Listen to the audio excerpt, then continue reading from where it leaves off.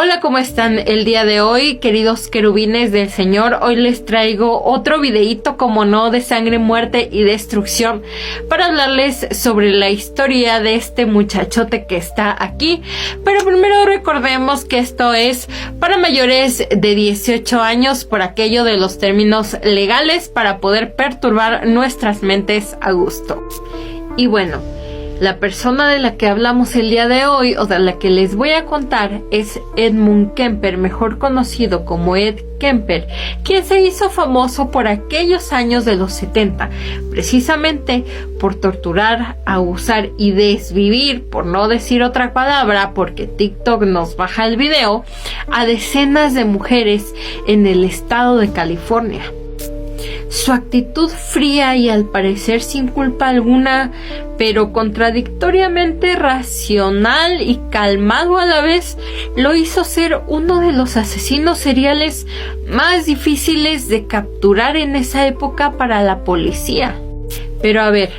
no culpemos a las personas sin pensar que todo origen nace de la nada y que entonces Kemper es un monstruo simplemente hecho de la nada y que él decidió matar a las personas porque sí, porque un día él simplemente dijo: voy a desvivir gente de la nada porque simplemente es mi pasión y así lo quiero. No, todo tiene un origen y un porqué, y así fue con él. Su vida estuvo marcada por el abandono, el desprecio, el enojo, la incertidumbre y un sinfín de carencias emocionales que más adelante le cobrarían factura y marcarían ciertas tendencias y conductas cuando él fuera adulto, llegando a ser estas tan perturbadoras como decapitar a su madre y usar su cabeza de una manera tan peculiar que lo pondrían en la historia de los asesinos seriales. Y vamos un poco atrás en el tiempo para conocer de dónde viene la perversidad de este muchachote que nació el 18 de diciembre de 1948 en un lugar llamado Burbank, en California,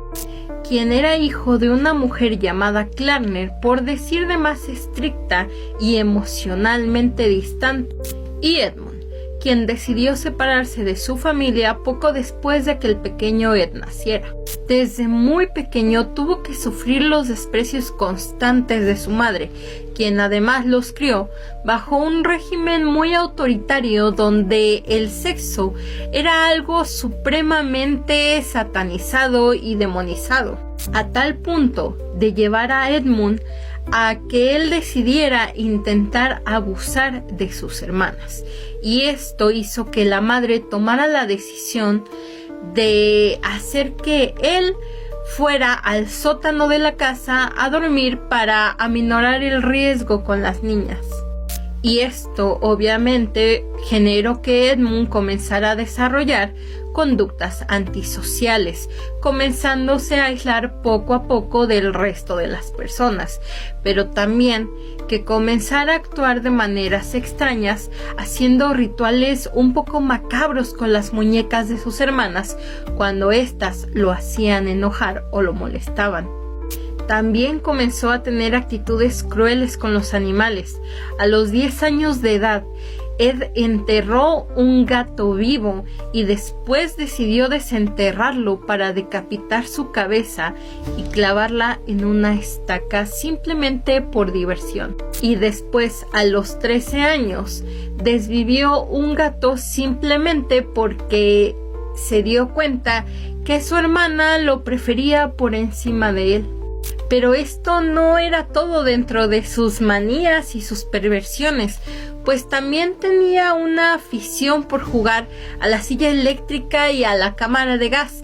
Pedía que lo sentaran en un sillón, imaginando que había un interruptor, y además que lo sentaban ahí, imaginando en esta parte que era la cámara de gas o la silla eléctrica, y pues él hacía como que estaba convulsionando y que lo estaban torturando en esa parte y que él moría imaginariamente y que lo estaban interrogando o que él estaba falleciendo en ese momento, porque eran sus juegos habituales de la niñez y de la adolescencia. Empezamos con esta parte ya de un poquito más adelantada sobre pues la separación, el divorcio de los padres, y pues comenzamos diciendo que él era muy apegado al padre y que en la fecha de 1957, cuando estos se separan, pues él se queda muy impactado con la noticia y con esta parte, y pues su relación con la madre se ve aún más afectada, separándose emocionalmente aún más de ella y guardándole todavía aún más rencor. La madre, que pues ya como sabíamos, que ya les había explicado en los otros videos, era un tanto cruel con él y se ensañaba de cierta manera,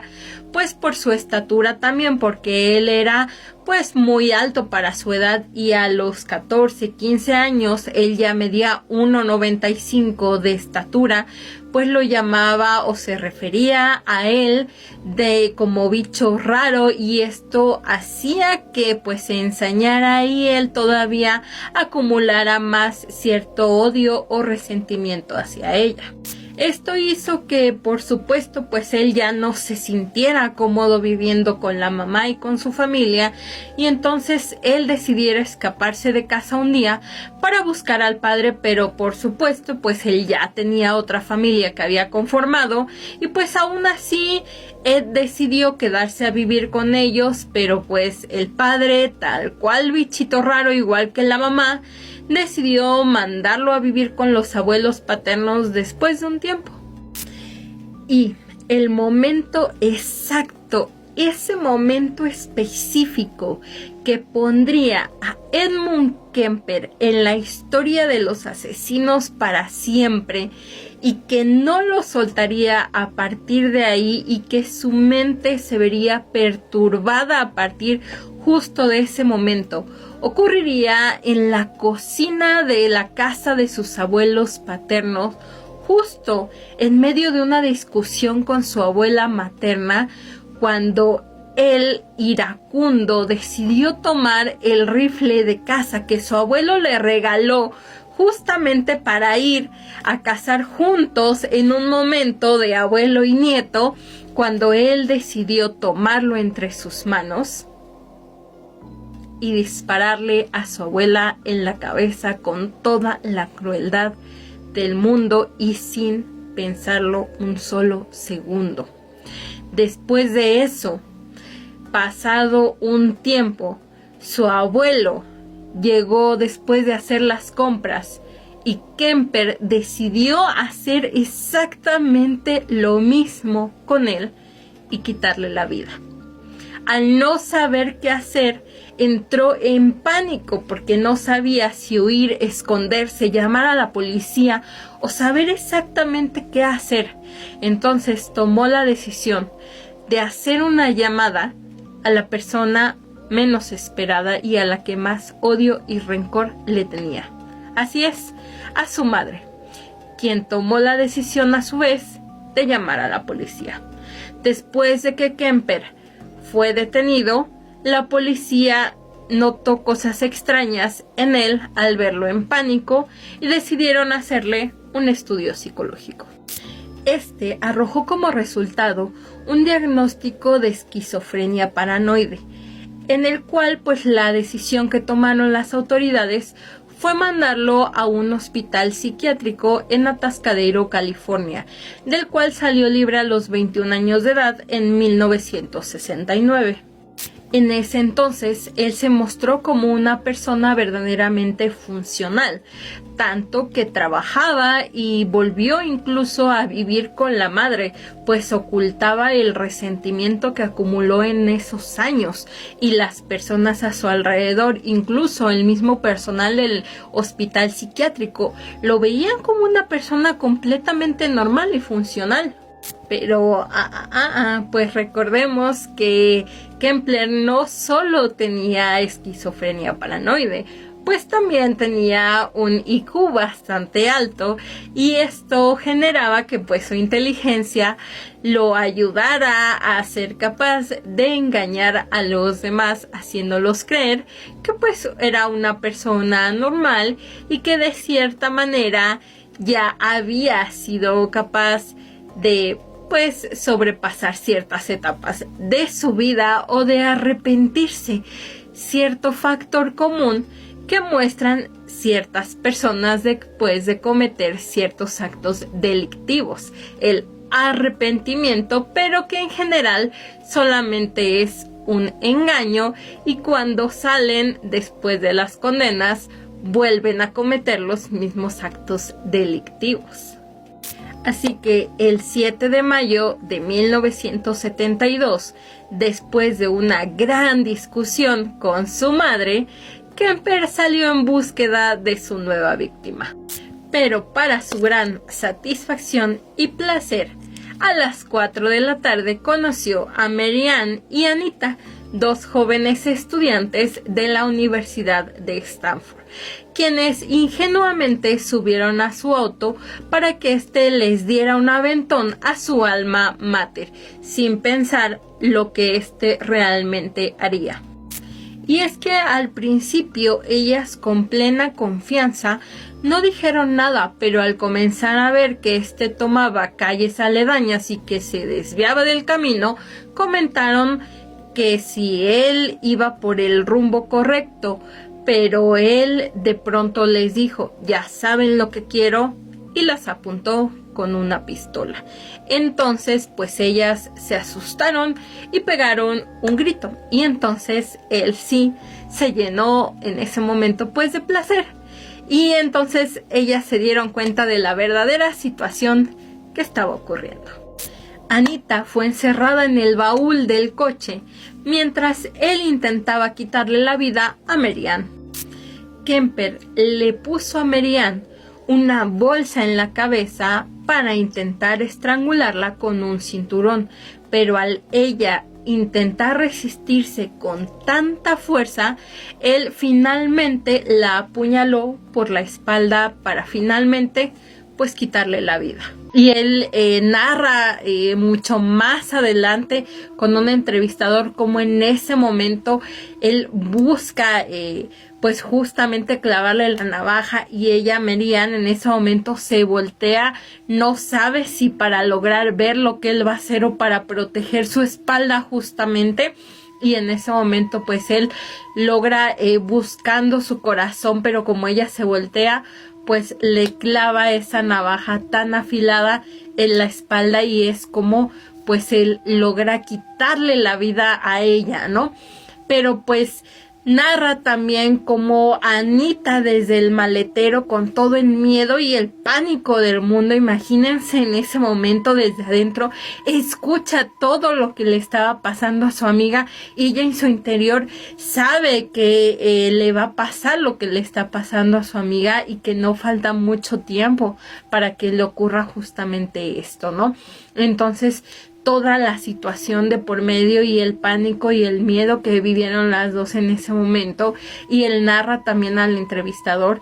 cómo Mary Ann no fue quien sufrió el mayor dolo, sino Anita, porque él a quien le clavó toda la fuerza o a quien le quitó la vida con mayor enojo y sin misericordia alguna y sin piedad, y sí con mayor dolo y con mayor fuerza y con mayor enojo en ese momento fue a Anita y no a Mary Ann. Él cuenta incluso al entrevistador cómo en ese momento después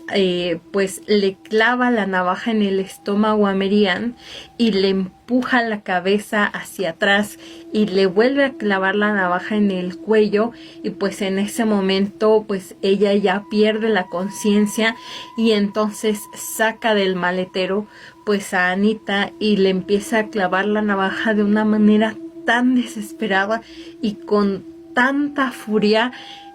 pues llevando todo el enojo hacia ella y no hacia Mary Ann, y no se explica en ese momento el por qué, simplemente desencadena toda su ira sobre ella.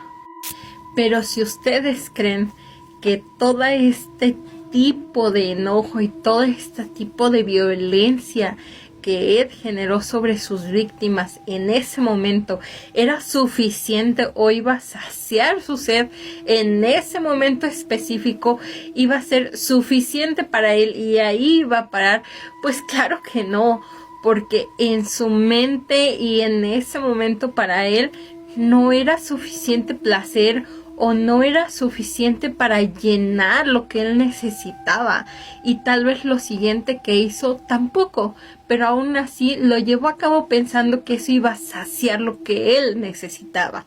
pues después de hacer todo lo que hizo y después de vaciar toda esa ira en sus víctimas, en Anita y pues en Mary Ann, en estas mujeres que solamente querían llegar con bien a su universidad, a su alma mater, pues decidió llevar los cuerpos ya sin vida a su casa y tomarles fotografías con una cámara Polaroid y guardar esas fotografías como un recuerdo. Pero no paró ahí, sino que además de guardar estos trofeos como lo han guardado varios ya asesinos en serie que lo han guardado como un tipo de trofeo para ellos, no solamente hizo esto, sino que también cortó en partes los cuerpos ya fallecidos de las mujeres y abusó de los cuerpos